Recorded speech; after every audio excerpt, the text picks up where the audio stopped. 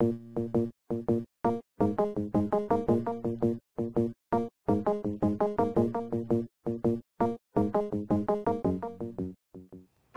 what's up guys, and welcome to another Hitman 2 update video. My name is Mr. 32244. In this video we'll be covering the February roadmap and basically all the stuff that's coming out this month for Hitman 2, including a couple of new elusive targets. So without further ado, let's get into the video. So this is what we've got to on offering this month for February.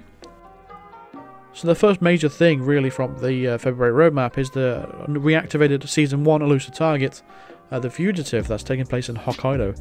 So those of you that have the Legacy pack can enjoy this elusive target that comes out Friday and play it within Hitman 2 for all the people that haven't had a chance to play it before.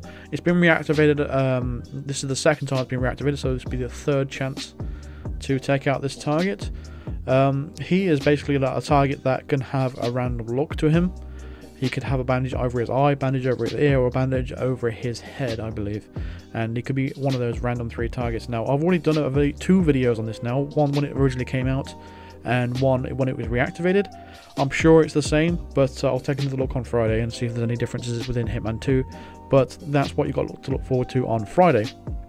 And you have some new challenge, but we have a new challenge pack, which is the Shaman Shenanigans.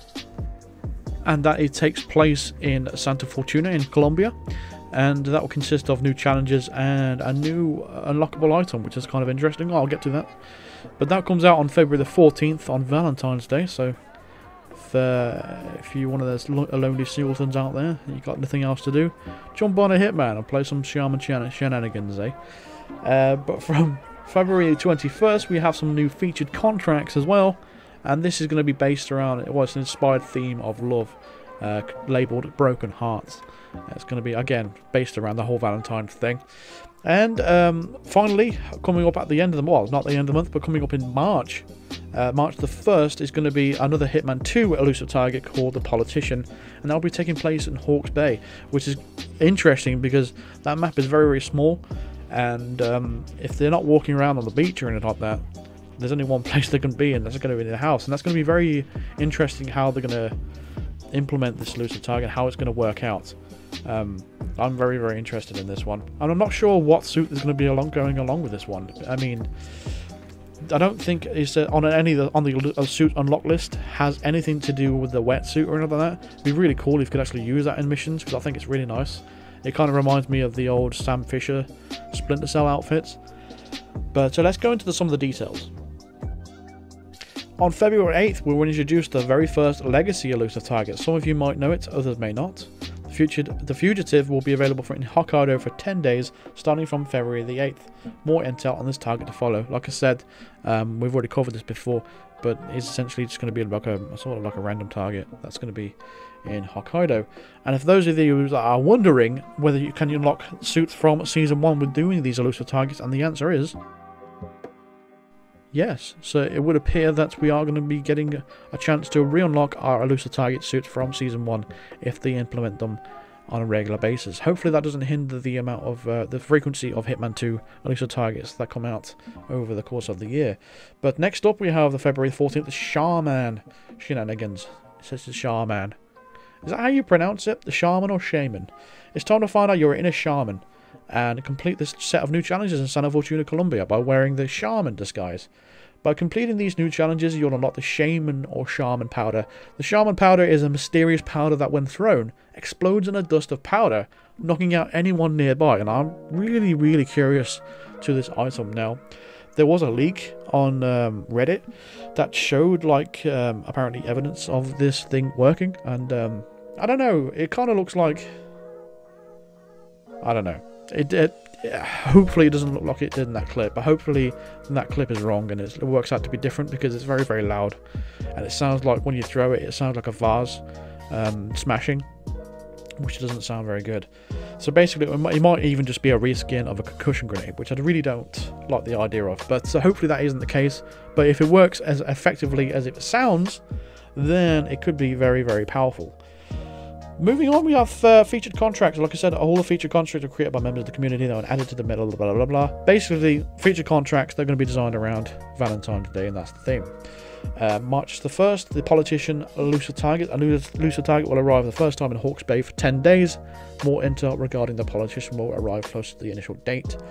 Also, big news at the bottom, February game update. Our February game update is shaping up nicely, and we're excited to share the full detail of some of the community requested quality of life changes, gameplay tweaks, and bug fixes that it will bring. Before then, we want to give all players an advanced heads up of the update revised in late February that we will be removing 3 challenges from the Isle of Scale location of All the King's Men, Making Waves, and No Budget for a Railing. After a sweep of the challenges in the game, we think that these particular challenges encourage the killing of multiple non-targets, and they are not fun to complete, which I completely agree on that one. Completely agree. We've also factored community feedback into the decision, and we wanted to tell you ahead of time.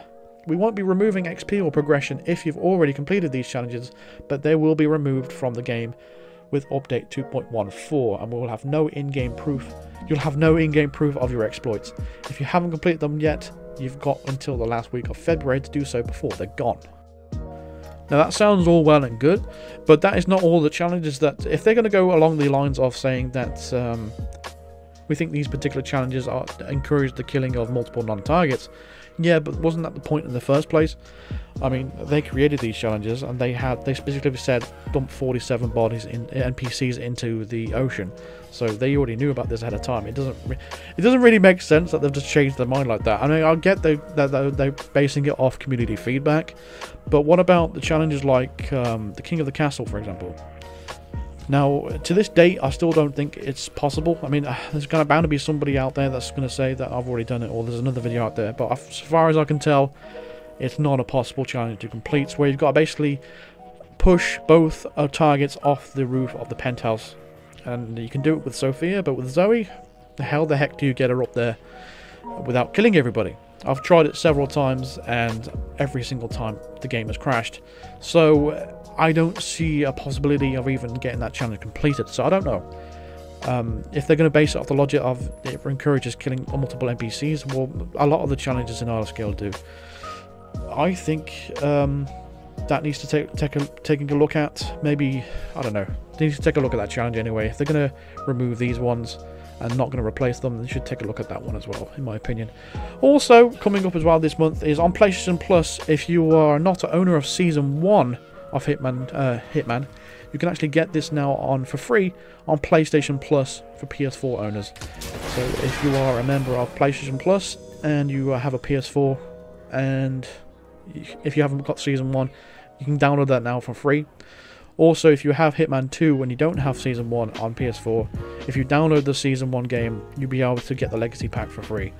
So all you got to do is literally download it from on PlayStation Plus, on the PlayStation Store, and go within the Season 1 game menu, and then you can download the Legacy Pack for Hitman 2, and then you can launch the Legacy Pack within Hitman 2 for free, which is great. Great news for PS4 owners. Obviously the Xbox owners are losing out on this one, as well as PC owners, but for this month only, Season 1 is completely free, and for those Hitman 2 owners, you'll be able to get the Legacy Pack for free once you've downloaded this. So that's great news. New players joining the community, and yeah, hopefully we get a lot more people playing the game and watching some of my videos and stuff. That would be kind of cool. So let me know in the comments as well what you think about the reactivated elusive targets. Let me know your thoughts and how many people have actually got the Legacy Pack. Let me know in the comments as well. I need to know this information about the amount of Legacy Pack owners, because I want to be using Legacy Pack items like the Krugermeyer and the Breach Charge and things like that, but I've held back from using these items purely because I don't know how many people have the Legacy Pack on them. So I've been holding back just in case you don't have those items, and because they can't be unlocked in Hitman 2, that's basically the reason why I haven't been using them. But I'd like to use them, so I want to know in the comments how many people roughly are going to be having them. If there's a lot of people, then I might start considering using them, especially the Krugermeyer, which is a very, very good pistol because it's basically all silent. So if you're taking out cameras or trying to create pistol distractions, it's the perfect weapon, really. But apart from that, that's pretty much going to do it for this video. So thank you very much for listening to me during this update video. Feel free to drop a like on the video if you enjoyed it. Subscribe if you are new to the channel, and let me know in the comments of your thoughts on this coming update. Also, almost forgot. It's a major thing as well. People have been requesting like a in-game real-time stats kind of thing, to basically say if you're playing the mission and you've done something to mess up the mission, is it going to compromise your silent assassin rating? And they said they're working on something like that, and I don't know when it's coming, but that's going to be really exciting. The fact that it's going to be in real time, they're going to tell you whether you're going to be losing your silent assassin or not, and I really like that. And it's been something that everyone's been requesting for such a long time, and it's going to be a good thing coming into Hitman 2, because with this new compromise thing system that they've introduced back a couple of updates ago, it's been very, very confusing whether to tell that you're going to get silent assassin or not. So it'll be really cool to have this new in real time Hitman stat thing.